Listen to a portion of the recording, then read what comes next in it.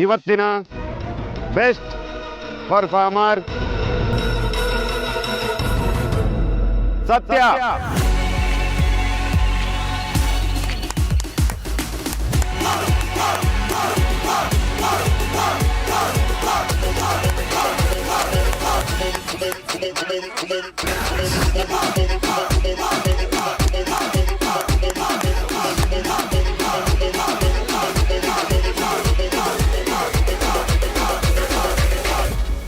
Thank you sir. ಬರ್ತಾ ಬರ್ತಾ ತುಂಬಾ ಶಾರ್ಪ್ ಆಗ್ತಾ ಇದೆಯಾ. Keep it up. Yes sir.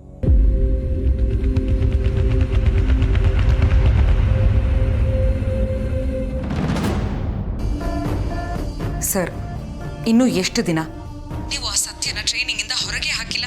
ಆಗ್ಲೇ ಎಷ್ಟು ತಿಂಗಳು ಕಳೆದು ಹೋದ್ವು. ಇನ್ನೇನೋಳು ಪೊಲೀಸ್ ಆಗಿ ಹೊರಗೆ ಬರ್ತಾಳೋ ಏನೋ.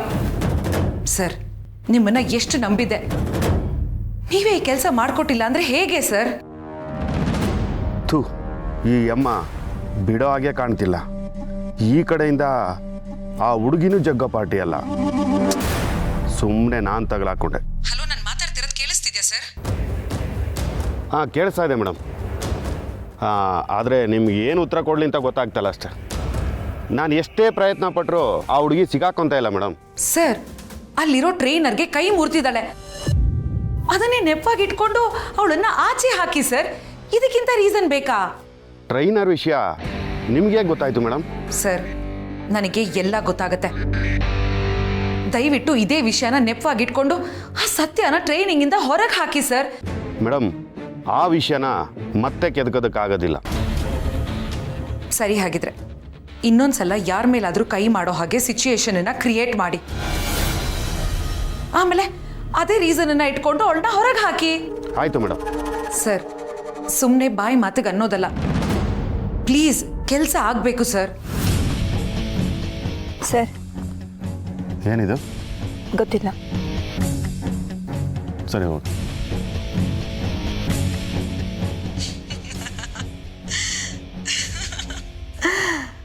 ಅದೇನು ಅಂತ ನಾನು ಹೇಳ ಸರ್? ಮೇಡಮ್, ನಿಮಗೆ ನಿನ್ನ ಹತ್ರ ಬೇಡ್ಕೊಂಡು ಮೆತ್ತಗೆ ಮಾತಾಡಿ ಮಾತಾಡಿ ನನಗೆ ಸುಸ್ತಾಗಿದೆ. ನನಗೆ ಚೆಲ್ಲೆ ಹಣ್ಣು ತಿನ್ಸಕ್ ಬರ್ತೀಯಾ? ಮರ್ಯಾದೆ ಇಲ್ಲದೆ ಮಾತಾಡ್ತಾ ಇದ್ದೀರಾ? ನಿನಗೆ ಮರ್ಯಾದೆ ಬೇರೆ ಕೇಡು. ನೋಡು, ಒಂದು ಕವರಲ್ಲಿ ಪ್ರಮೋಷನ್ ಆರ್ಡರ್ ಇದೆ, ಇನ್ನೊಂದು ಕವರಲ್ಲಿ ಸಸ್ಪೆನ್ಷನ್ ಆರ್ಡರ್ ಇದೆ. ನಿನಗೆ ಯಾವ್ದು ಬೇಕೋ ಅದನ್ನ ನೀನೇ ಚೂಸ್ ಮಾಡು. ಪ್ಲೀಸ್ ಮೇಡಮ್, ಹಾಗೆಲ್ಲ ಮಾಡೋದಕ್ಕೆ ಹೋಗ್ಬಿಡಿ. ನೀವು ಹೇಳಿದಾಗೆ ಕೇಳ್ತೀನಿ. ಗುಡ್. ಈ ಭಯ ಯಾವಾಗಲೂ ಇರಬೇಕು. Now the ball is in your court. ಆ ಸತ್ಯ ಟ್ರೈನಿಂಗಿಂದ ಎಕ್ಸಿಟ್ ಆಗಬೇಕು ಅಷ್ಟೇ. ಇಲ್ಲ ಅಂದರೆ ನನ್ನ ಪವರ್ ಏನು ಅಂತ ನಿನಗೆ ತೋರಿಸ್ಬೇಕಾಗತ್ತೆ. ಸರಿ ಮೇಡಮ್.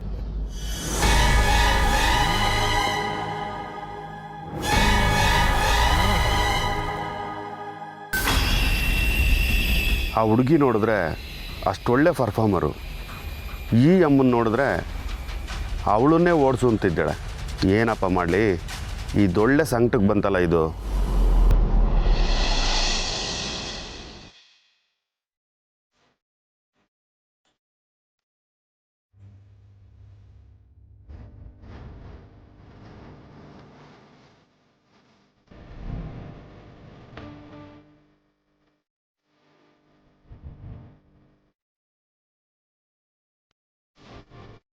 ಸರ್, ಯಾರಮ್ಮ? ನನ್ನ ಸೊಸೆ ಇಲ್ಲಿ ಟ್ರೈನಿಂಗಿಗೆ ಬಂದಿದ್ದಾಳೆ. ನೋಡಿ, ಇಲ್ಲಿ ಟ್ರೈನಿಂಗ್ ನಡೀತಾ ಇದೆ, ಹಾಗೆಲ್ಲ ಒಳಗೆ ಬಿಡೋಕ್ಕಾಗೋದಿಲ್ಲ. ಇಲ್ಲ ಸರ್, 5 ನಿಮಿಷ ಹೀಗೆ ಹೋಗಿ ಮಾತಾಡ್ಸ್ಕೊಂಡು ಬಂದ್ಬಿಡ್ತೀನಿ. ಆಗಲ್ಲ ಅಂತ ಒಂದ್ಸರಿ ಹೇಳೋದು ಅರ್ಥ ಆಗಲ್ವಮ್ಮ? ಒಳಗೆ ಹೋಗ್ಬೇಕು ಅಂದರೆ ಪರ್ಮಿಷನ್ ಇರಬೇಕು. ನಿಮ್ಮ ಹತ್ರ ಪರ್ಮಿಷನ್ ಲೆಟರ್ ಇದೆಯಾ? ಇಲ್ಲಪ್ಪ. ಸುಮ್ಮನೆ ಹೋಗಿಮ್ಮ, ನನ್ನ ತಲೆ ತಿನ್ಬಿಡಿ. ಹಾಗಲ್ಲಪ್ಪ, ಬೇಜಾರು ಮಾಡ್ಕೋಬೇಡ. 5 ನಿಮಿಷ. ಹಾಗೆಲ್ಲ ಒಳಗೆ ಬಿಟ್ರೆ ನನ್ನ ಕೆಲಸ ಹೋಗತ್ತಮ್ಮ, ಅರ್ಥ ಮಾಡ್ಕೊಳ್ಳಿ. ನೋಡೋದಕ್ಕೆ ದೊಡ್ಡ ಮನುಷ್ಯ ಥರ ಕಾಣ್ತೀರಾ, ಇಷ್ಟು ಚಿಕ್ಕ ವಿಷಯ ಗೊತ್ತಾಗೋದಿಲ್ವ ನಿಮಗೆ?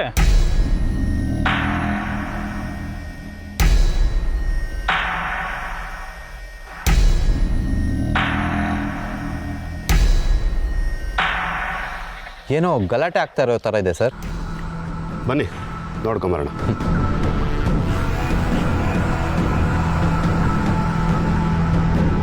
ಏನ್ರಿ ಇದು ಗಲಾಟೆ? ಸರ್ ಇವರು ಸೊಸೆ ಯಾರೋ ಒಳಗಡೆ ಇದ್ದಾರಂತೆ, ಹೋಗಿ ಮಾತಾಡಿಸ್ಬೇಕು ಅಂತಿದ್ದಾರೆ. ಆಗದ ಅಂತದ್ದು ಕೇಳ್ತಾ ಇಲ್ಲ ಸರ್. ಸರ್ ನೀವಾದರೂ ಸ್ವಲ್ಪ ಇವ್ರಿಗೆ ಹೇಳಿ ಸರ್.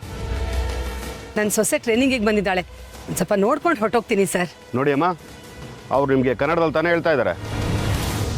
ಇಲ್ಲಿ ಒಳಗಡೆ ಯಾರು ಬರೋ ಆಗಿಲ್ಲ, ನೀವಿನ್ನು ಹೊರಡಿ. ಸರ್ ಅಲ್ಲ ಸರ್, ಅದು ಏಯ್ ಸತ್ಯ,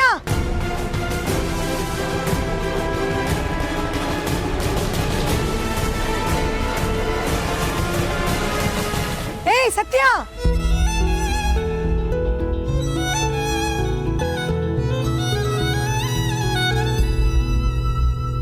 ಸರ್ ನನ್ನ ಸೊಸೆ ಸರ್. ಓ, ಇವರು ಸತ್ಯ ಅತ್ತೆನಾ? ಸತ್ಯಂಗೆ ಬುದ್ಧಿ ಕಲ್ಸೋಕೆ ಮತ್ತೊಂದು ಒಳ್ಳೆ ಚಾನ್ಸು.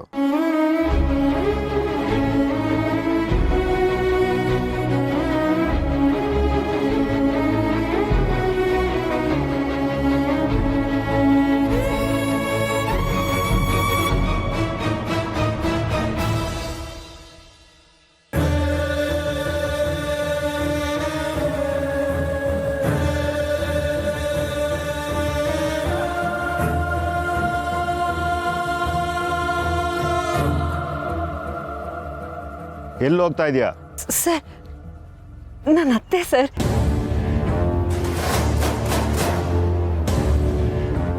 ಯಾರು ಯಾವಾಗ ಬೇಕಾದರೂ ಬಂದು ಹೋಗೋದಕ್ಕೆ ಇದನ್ನೇನು ಧರ್ಮಛತ್ರ ಅಂತ ತಿಳ್ಕೊಂಡಿದ್ದೀರಾ?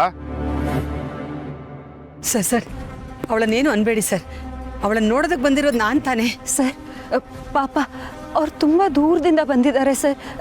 5 ನಿಮಿಷ ಮಾತಾಡೋದಕ್ಕೆ ಪರ್ಮಿಷನ್ ಕೊಡಿ ಸರ್. ನಿನಗೆ ಅಷ್ಟೊಂದು ಅವ್ರ ಜೊತೆ ಮಾತಾಡಬೇಕು ಅಂತ ಆಸೆ ಇದ್ರೆ ಅವ್ರ ಜೊತೆನೆ ಮನೆಗೆ ಹೋಗು.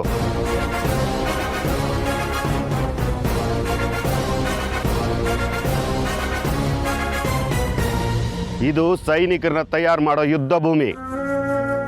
ಇಲ್ಲಿನ ರೂಲ್ಸ್ಗೆ ಧಕ್ಕೆ ಆದ್ರೆ ನಾನು ಸುಮ್ಮನೆ ಇರಲ್ಲ. ಸರ್ ನಿಮ್ಮ ರೂಲ್ಸು ಬುದ್ಧಿಗೆ ಅರ್ಥ ಆಗುತ್ತೆ, ಆದರೆ ಹೃದಯಕ್ಕೆ ಅರ್ಥ ಆಗಲ್ಲ ಸರ್. ದಯವಿಟ್ಟು ಸರ್ ದೊಡ್ಡ ಮನಸ್ಸು ಮಾಡಿ ಇವ್ರ ಜೊತೆ ಮಾತಾಡೋದಕ್ಕೆ ಒಂದು ಅವಕಾಶ ಮಾಡಿಕೊಡಿ ಸರ್. ನೋಡಿ ಅಮ್ಮ, ನೀವಿನ್ನೂ ಇಲ್ಲೇ ಮಾತಾಡ್ತಾ ನಿಂತ್ಕೊಂಡಿದ್ರೆ ನಿಮ್ಮ ಸೊಸೆಗೆ ಪನಿಷ್ಮೆಂಟ್ ಕೊಡಬೇಕಾಗತ್ತೆ.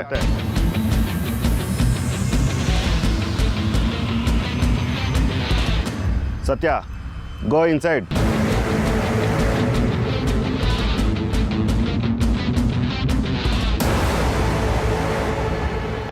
ಸೀತಮ್ಮ ಬೇಡ, ನೀ ಹೊರಟ್ಬಿಡಿ, ಭಾನುವಾರ ಮಾತಾಡೋಣಂತೆ.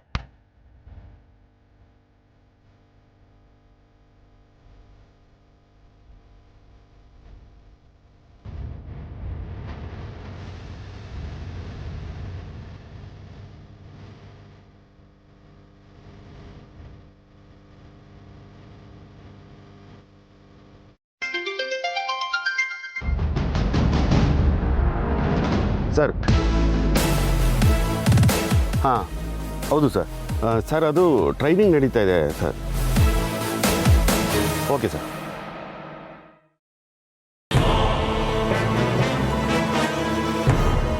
ಸರ್ ನನ್ನ ಸೊಸೆನ ಮೀಟ್ ಮಾಡೋದಕ್ಕೆ ಪರ್ಮಿಷನ್ ಸಿಕ್ತಲ್ವಾ ಸರ್? 10 ನಿಮಿಷ ಮಾತಾಡಿ.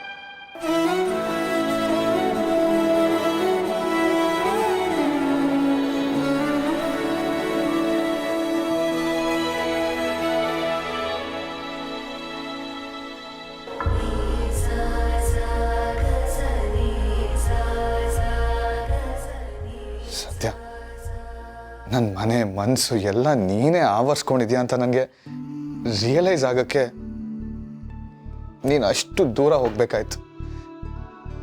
ನೀನಿಲ್ಲಿದ್ದಾಗ ನಾವು ಜಗಳ ಆಡ್ಕೊಂಡು ಪ್ರೀತಿ ಮಾಡಿಕೊಂಡು ತುಂಬ ಖುಷಿಯಾಗಿದ್ವಿ.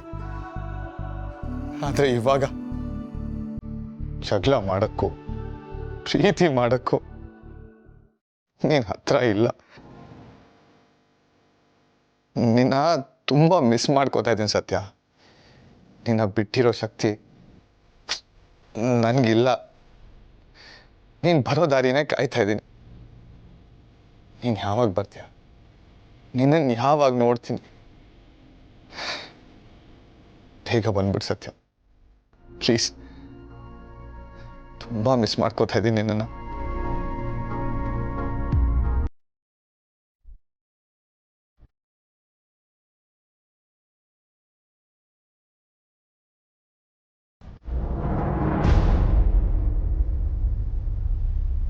ಯಾರು ಸತ್ಯ ಅವರು? ನಿಮ್ಮಮ್ಮನ? ಅಮ್ಮನೇ, ಅಮ್ಮನಂತ ಅತ್ತೆ. ನಮಸ್ತೆ ಅಮ್ಮ. ನಿಮ್ಮ ಬಗ್ಗೆ ಬರೀ ಸತ್ಯನ್ ಬಾಯಲ್ಲಿ ಕೇಳ್ತಿದ್ದೆ. ಇವತ್ತು ನಿಮ್ಮನ್ನ ನೇರವಾಗಿ ನೋಡಿ ತುಂಬ ಖುಷಿ ಆಯಿತು. ಬಹುಶಃ ನನ್ನ ಅತ್ತೆಗೆ ನನ್ನನ್ನು ಬಿಟ್ಟಿರೋದಕ್ಕಾಗಿರಲ್ಲ, ಅದಕ್ಕೆ ಬಂದಿರ್ತಾರೆ ಅಲ್ವಾ ಅತ್ತೆ?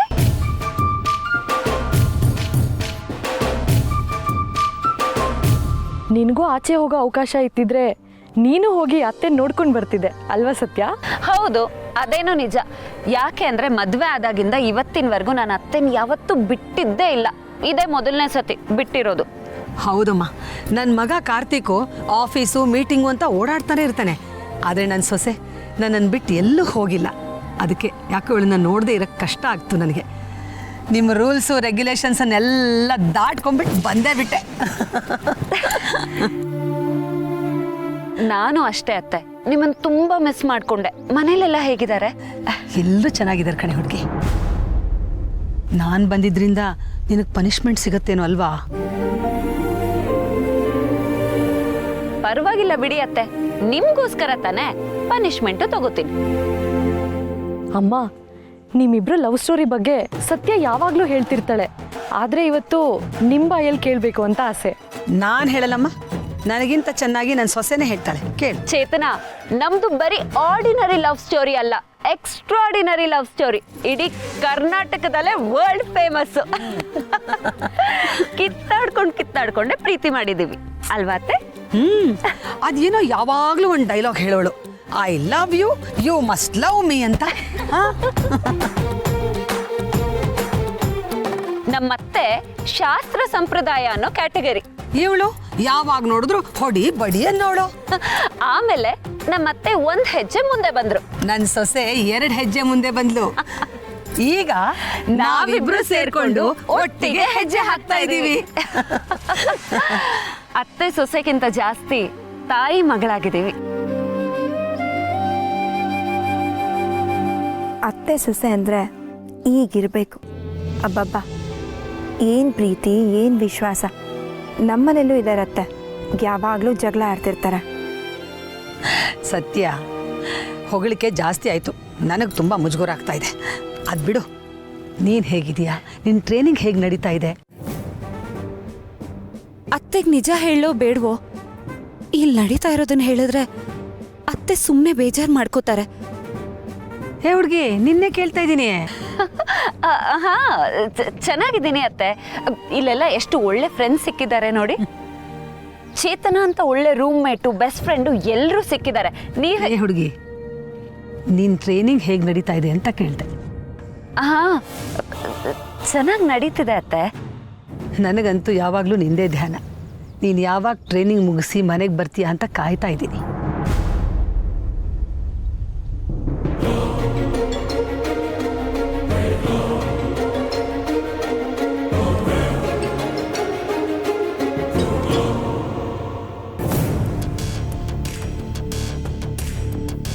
ನೀವು ಇಲ್ಲೆಲ್ರಿಗೂ ತೊಂದರೆ ಕೊಡ್ತಾ ಇದ್ದೀರಾ. ನಾನು ಪರ್ಮಿಷನ್ ಕೊಟ್ಟಿದ್ದು ನೀವಿಬ್ಬರೇ ಮಾತಾಡಲಿ ಅಂತ. ವಯಸ್ಸಾಗಿದೆ ನಿಮಗೆ, ಬುದ್ಧಿ ಬೇಡವೇನ್ರಿ? ಸರ್, ಸ್ವಲ್ಪ ಮರ್ಯಾದೆ ಕೊಟ್ಟು ಮಾತಾಡಿ ಸರ್. ರೂಲ್ಸ್ ಬ್ರೇಕ್ ಮಾಡಿದ್ವು ಅಲ್ದೆ ನನಗೆ ಬುದ್ಧಿ ಹೇಳಕ್ ಬರ್ತೀಯ ನೀನು?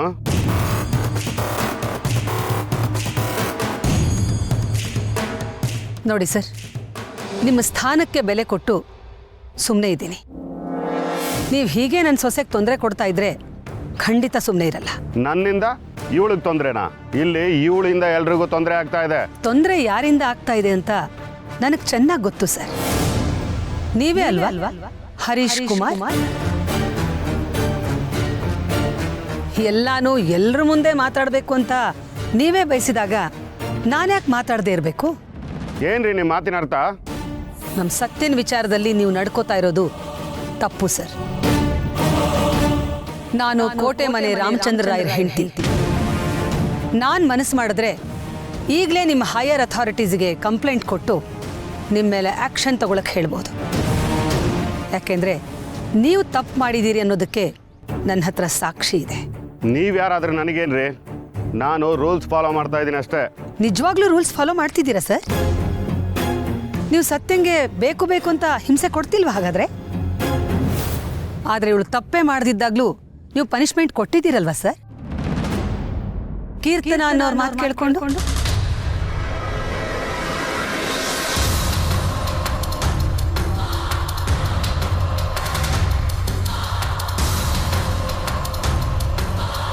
ಇದೇನೇ ಸರ್ ನಿಮ್ಮ ಶಿಸ್ತು? ನಾನು ನಿಮ್ಮ ರೂಲ್ಸು ರೆಗ್ಯುಲೇಷನ್ಸನ್ನು ಮೀರಿ ಇಲ್ಲಿ ಬಂದು ನಿಂತ್ಕೊಂಡಿರೋದೆ ಆ ಕಾರಣಕ್ಕೆ. ಅವ್ರ ಮಾತು ಕೇಳಿಕೊಂಡು ನೀವು ನಮ್ಮ ಸತ್ಯನ ಜೊತೆ ಹೇಗೆ ನಡ್ಕೋತಿದ್ದೀರಾ ಅಂತ ನನಗೆ ಚೆನ್ನಾಗಿ ಗೊತ್ತು ಸರ್. ನೇರವಾಗಿ ವಿಷಯಕ್ಕೆ ಬರ್ತೀನಿ ಸರ್. ನೀವು ಯಾರ ಮಾತು ಕೇಳಿಕೊಂಡು ನನ್ನ ಸೊಸೆಗೆ ಹಿಂಸೆ ಕೊಡ್ತಿದ್ದೀರೋ ಅವಳು ನನ್ನ ಮಗಳು.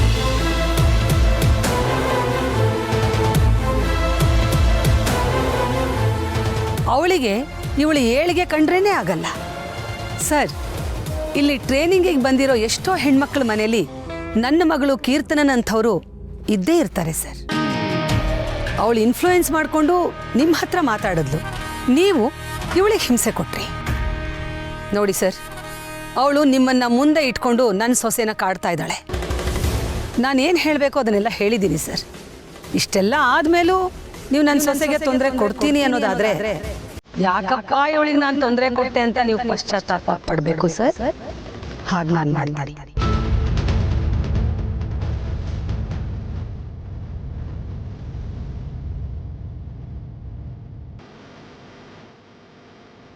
ಅತ್ತೆ.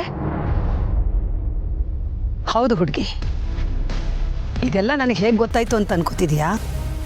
ನಮ್ಮನೆ ದೆವ್ವದ ಕತೆ ನಮಗೆ ಗೊತ್ತಿರಲ್ವಾ? ಅವಳು ಇವ್ರ ಹತ್ರ ಮಾತಾಡುವಾಗ ನಾನು ಕೇಳಿಸ್ಕೊಂಡೆ. ಅದಕ್ಕೆ ಇಲ್ಲಿ ಹೀಗೆ ಬರಬೇಕಾಯ್ತು. ನೀನೇನು ಯೋಚನೆ ಮಾಡಬೇಡ, ಎಲ್ಲ ಸರಿ ಮಾಡ್ತೀನಿ. ನಿನ್ನ ಜೊತೆ ಈ ನಿನ್ನ ಅತ್ತೆ ಇರ್ತಾಳೆ. ನೀನು ನಿನ್ನ ಕೆಲಸನ, ನಿನ್ನ ಟ್ರೈನಿಂಗನ್ನು ಅಚ್ಚುಕಟ್ಟಾಗಿ ಮಾಡು, ಅಷ್ಟು ಸಾಕು. ಮಗಳಿಗೆ ಕಷ್ಟ ಬಂದಾಗ ತಾಯಿ ಬರಲೇಬೇಕಲ್ವಾ?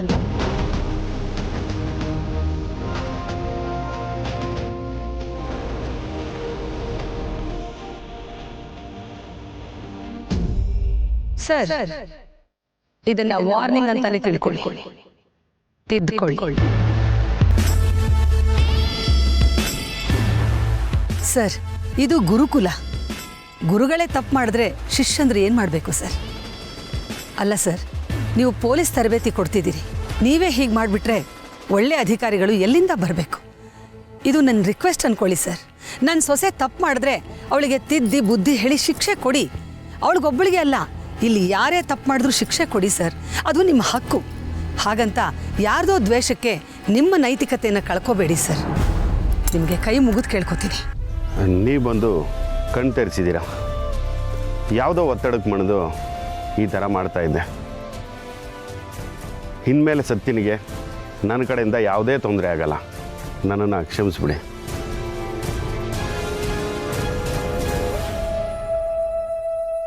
ನಿಮ್ಮ ತಪ್ಪು ನಿಮ್ಗೆ ಅರಿವಾದರೆ ಅಷ್ಟೇ ಸಾಕು ಸರ್. ಎಲ್ಲರನ್ನೂ ಸಮನಾಗಿ ನೋಡಿ. ಏ ಹುಡುಗಿ, ನೀನು ಇಲ್ಲಿ ತುಂಬ ಕಷ್ಟಪಡ್ತಿದ್ದೀಯ ಅಂತ ಆತಂಕ ಪಟ್ಕೊಂಡು ಓಡ್ ಬಂದೆ. ಆದರೆ ನೀನು ಎಷ್ಟೇ ಕಷ್ಟ ಆದರೂ ಅದನ್ನು ಗಟ್ಟಿಯಾಗಿ ನಿಂತು ಎದುರಿಸ್ತಿದೀಯ ಅನ್ನೋದನ್ನು ನೋಡಿ ನನಗೆ ತುಂಬ ಹೆಮ್ಮೆ ಆಯಿತು, ಹಾಗೆ ನಿರಾಳನೂ ಆಯಿತು. ನೀನು ಒಬ್ಬ ನಿಷ್ಠಾವಂತ ಪೊಲೀಸ್ ಅಧಿಕಾರಿಯಾಗಿ ನನ್ನ ಮನೆಗೆ ಬಲಗಾಲಿಟ್ಟು ಒಳಗಡೆ ಬರಬೇಕು. ನಿನ್ನ ಮನೆ ತುಂಬಿಸ್ಕೊಳ್ಳೋದಕ್ಕೆ ನಾನು ಕಾಯ್ತಾ ಇರ್ತೀನಿ ಹುಡುಗಿ.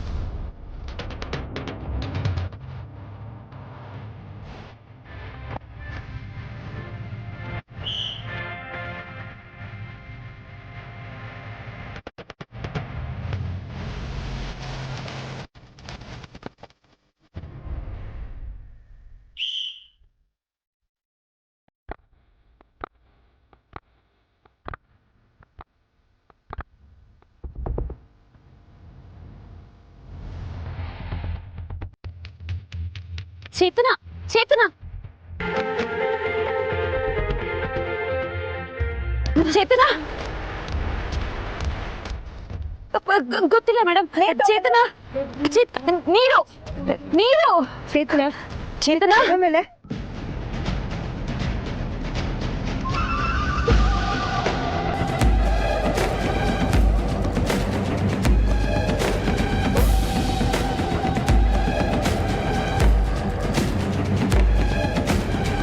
ಚೇತನ ಚೇತನ ಚೇತನ ಎದ್ದೇಳು, ನಿಧಾನ.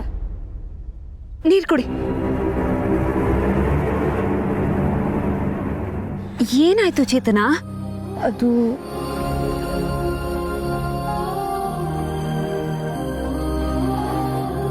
ತುಂಬಾ ಸುಸ್ತಾಗ್ತದೆ. ಅಷ್ಟೇನಾ? ಸರ್ ಹತ್ರ ಕೇಳಿ ರಿಕ್ವೆಸ್ಟ್ ಮಾಡ್ಕೊಂಡಿದ್ರೆ ಒಂದಿನ ಬ್ರೇಕ್ ತಗೊಂಬೋದಿತ್ತಲ್ವಾ? ಮಾರ್ಕ್ಸ್ ಹೋಗುತ್ತೆ ಅಂದ್ರಲ್ಲ ಮ್ಯಾಮ್, ಅದಕ್ಕೆ ಧೈರ್ಯ ಮಾಡಿ ಬಂದೆ. ಆದರೆ ಬಿಸಿಲಲ್ಲಿ ನಿಂತ್ಕೊಳ್ಳೋಕ್ಕಾಗಲಿಲ್ಲ. ಬುದ್ಧಿ ಇದೆಯಾ ನಿನಗೆ? ಬಾ ಮೊದಲು ಅವ್ರ ಹತ್ರ ಹೋಗಿ ಮಾತಾಡೋಣ. ಅಲ್ಲಮ್ಮ, ನೀನು ಯಾಕೆ ಈ ಟೈಮಲ್ಲಿ ಇಷ್ಟೊಂದು ಕಷ್ಟಪಡಬೇಕು? ಎಲ್ಲ ಹೆಣ್ಮಕ್ಳು ಅನುಭವಿಸೋದೇ ಅಲ್ವಾ, ಇವಾಗ ನೀನು ಅನುಭವಿಸ್ತಿರೋದು. ಹೇಳು, ಸರ್ ಹತ್ರ ಮಾತಾಡೋಣ. ಸರಿ ಮೇಡಮ್, ಸರ್ ಹತ್ರ ರಿಕ್ವೆಸ್ಟ್ ಮಾಡ್ತೀನಿ. ಚೇತನ, ಒಂದು ನಿಮಿಷ. ಹೆಣ್ಮಕ್ಳಿಗೆ ಇದೊಂದು ವರಾನೂ ಹೌದು, ಶಾಪನೂ ಹೌದು. ಆದರೆ ಈ ಕಾರಣದಿಂದ ನಾವು ಸೋತ್ವಿ ಅಂತ ಆಗ್ಬಾರ್ದು ಅಲ್ವಾ? ಹೆಣ್ಮಕ್ಳು ಮನಸ್ಸು ಮಾಡಿದ್ರೆ ಎಂಥದ್ದೇ ಪರಿಸ್ಥಿತಿಲೋ ಏನ್ ಬೇಕಾದ್ರೂ ಮಾಡಬಹುದು.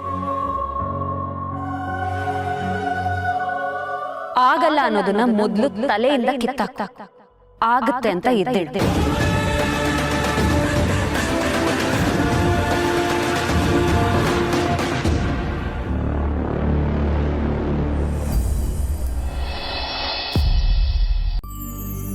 ಎಷ್ಟ್ ದಿನದಿಂದ ಪಾನಿಪುರಿ ತಿನ್ನಕ್ ಹೋಗೋಣ ಅಂತಿದ್ದೆ, ಇವತ್ ಕರ್ಕೊಂಬಂದೆ. ನೀನೇ ನೋಡೋದು ಎಲ್ಲರೂ ತರಕಾರಿ ಅಂಗಡಿ, ಬಜ್ಜಿ ಅಂಗಡಿ ಎಷ್ಟು ಬ್ಯುಸಿ ಇದ್ದೆ ಅಂತ.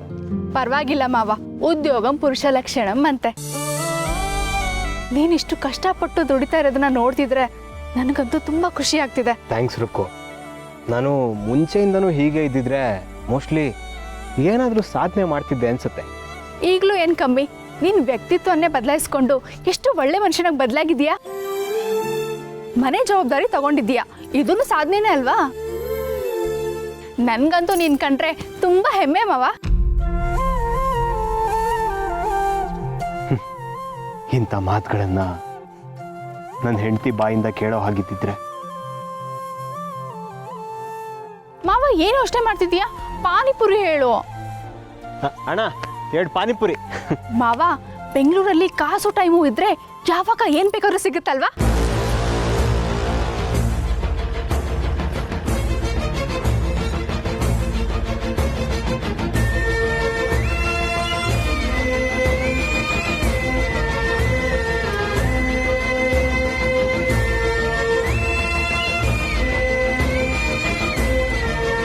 ನಮ್ಮೂರಲ್ಲಾದ್ರೆ ಬಸ್ಸಿ ಕಾದು ಪಟ್ಟಣಕ್ಕೆ ಬರೋ ಅಷ್ಟರಲ್ಲಿ ತಿನ್ನೋ ಆಸೆನೇ ಮುಗ್ದೋಗಿರುತ್ತೆ.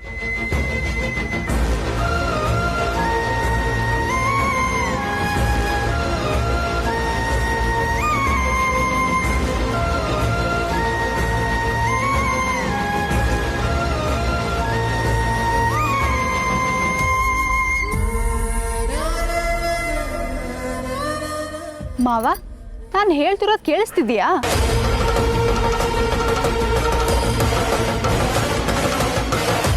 ಮಾವ, ಏನಾಯ್ತು?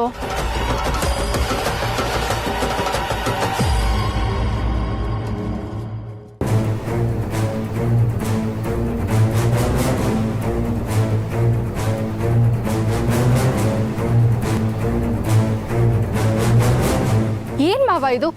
ಬೀದಿಯಲ್ಲಿ ಚೆಲ್ಲಾಟ ಆಡೋ ಮಟ್ಟಕ್ಕೆ ಹೋಗಿದ್ದಾಳ? ನನಗೂ ಗೊತ್ತಿರಲಿಲ್ಲ ರುಕ್ಕು.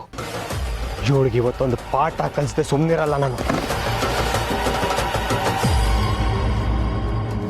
ದಿವ್ಯಾ,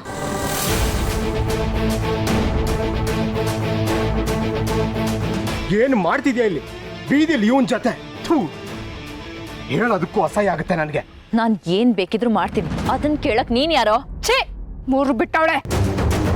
ಬೀದಿ ಬಸ್ವಿ ತರ ಆಡೋದು ಸಂಸ್ಕಾರವಂತ ಮನೆ ಹೆಣ್ಮಕ್ಳ ಲಕ್ಷಣ ಅಲ್ಲ. ಮುಚ್ಚೆ ಬಾಯಿ. ನೀನ್ ಹೇಗೆ ಇವನ್ ಜೊತೆ ಬಂದಿದ್ಯೋ ನಾನು ಹಾಗೆ ಬಂದಿರೋದು. ಇದರಿಂದ ನಿನಗೇನಾದರೂ ಪ್ರಾಬ್ಲಮ್ ಇದ್ರೆ ಹೋಗ್ತಾ ಇರೋ. ನಿನಗಲ್ಲ ಕಣೆ, ಇವನಿಗೆ ಹೇಳಬೇಕು. ಕಂಡೋರ್ ಮನೆ ಹೆಣ್ಮಕ್ಳ ಜೊತೆಗೆ ತಿರುಗ್ತಾ ಇದ್ದಾನಲ್ಲ, ನಾಚಿಕೆ ಗಟ್ಟವನು.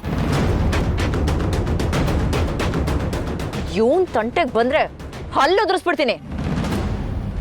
ದಿವ್ಯಾ, ಇವರೆಲ್ಲ ಯಾರು? ಅಲ್ಲ, ನಾವಿಬ್ರು ಜೊತೆಲಿದ್ರೆ ಇವ್ರಿಗೇನಂತ ಪ್ರಾಬ್ಲಮ್ಮು? ತಿಂದು ಕೊಬ್ಬು ಜಾಸ್ತಿ ಆಗಿದೆ.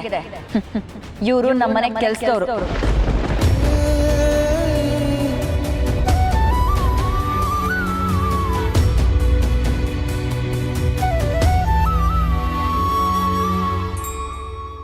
ಮನೇಲಿ ಹೇಳಿ ಕೆಲ್ಸದಿಂದ ಬಿಡಿಸ್ಬೇಕು. ಇವನು ಗೊತ್ತಲ್ಲ, ಅವತ್ತು ಆಫೀಸಿಗೆ ಊಟ ತಂದಿದ್ನಲ್ಲ, ಅವನೇ ಇವನು. ಸಂಬಳ ಕೊಟ್ಟಿಲ್ಲ ಅನ್ನೋ ಕಾರಣಕ್ಕೆ ಎಲ್ಲಿರ್ತಾನೋ ಅಲ್ಲಿ ಬಂದು ಗಲಾಟೆ ಮಾಡ್ತಾನೆ. ಸಂಬಳ ಅವ್ನ ಮುಖದ ಮುಂದೆ ಬಿಸಾಕೊತ್ತಾನೆ. ಸಂಬಳ ಕೊಡಕ್ಕೆ ಏನು ಪ್ರಾಬ್ಲಮ್ ಇಲ್ಲ ಬೇಬಿ, ಇವನ್ ಸಾಲದು ಅಂತ ಇವನ್ ಜೊತೆ ಇದು ಬೇರೆ. ಇಬ್ಬರಿಗೂ ಬಿಟ್ಟಿ ಕೂಳು ಹಾಕಕ್ಕಾಗತ್ತಾ? ಅದಕ್ಕೆ ಸಂಬಳ ಕೊಟ್ಟಿಲ್ಲ. ಏಯ್, ಎಷ್ಟೋ ನಿನ್ ಸಂಬಳ? ಎಷ್ಟು ನಿನ್ ಸಂಬಳ? ತಗೊಳ.